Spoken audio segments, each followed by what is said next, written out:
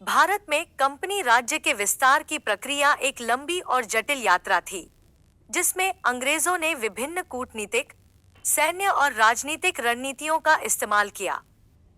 18वीं शताब्दी के उत्तरार्ध और 19वीं शताब्दी के पूर्वार्ध के दौरान अंग्रेजों ने धीरे धीरे भारतीय शासकों को पराजित करके और उन्हें अपने अधीन लाकर अपने साम्राज्य का विस्तार किया। मैसूर राज्य और अंग्रेजों के बीच संघर्ष। हैदर अली और टीपू सुल्तान का संघर्ष। मैसूर राज्य हैदर अली और उनके बेटे टीपू सुल्तान के नेतृत्व में अंग्रेजों के खिलाफ एक प्रमुख शक्ति के रूप में उभरा। प्रथम आंग्ल मैसूर युद्ध 1767 से 1769। हैदर अली ने अंग्रेजों के साथ एक कठिन संघर्ष में भाग लिया। इस युद्ध के बाद मद्रास संधि हुई, जिसमें दोनों पक्षों ने अपने जीते हुए प्रदेश लौटाने का वादा किया। द्वितीय आंग्ल मैसूर युद्ध 1780 से 1784। इस युद्ध में हैदर अली और उसके बेटे टीपू सुल्तान ने अंग्रेजों के खिलाफ कड़ी चुनौती दी। युद्ध के अंत में मंगलौर की संधि के तहत दोनों पक्षों ने एक दूसरे के प्रदेश लौटा दिए। तृतीय आंग्ल मैसूर युद्ध 1790 से 1792।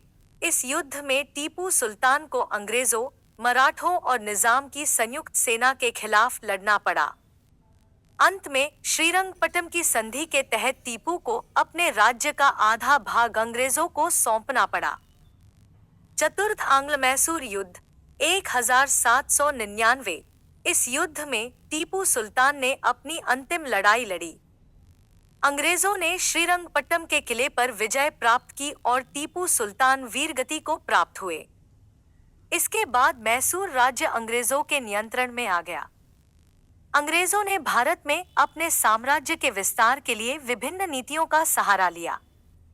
इनमें शामिल थी सहायक संधि नीति। लॉर्ड वेलेस्ली ने इस नीति के तहत भारतीय शासकों को अंग्रेजी सेना की सहायता के बदले उनके राज्यों पर नियंत्रण स्थापित किया। विलय नीति।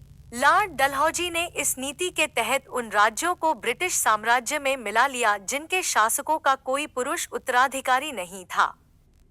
फूट डालो और राज करो। भारतीय रियासतों और शासकों के बीच फूट डालकर अंग्रेजों ने अपने हित साधे। भारत में कंपनी राज्य का विस्तार इन नीतियों और युद्धों के माध्यम से हुआ।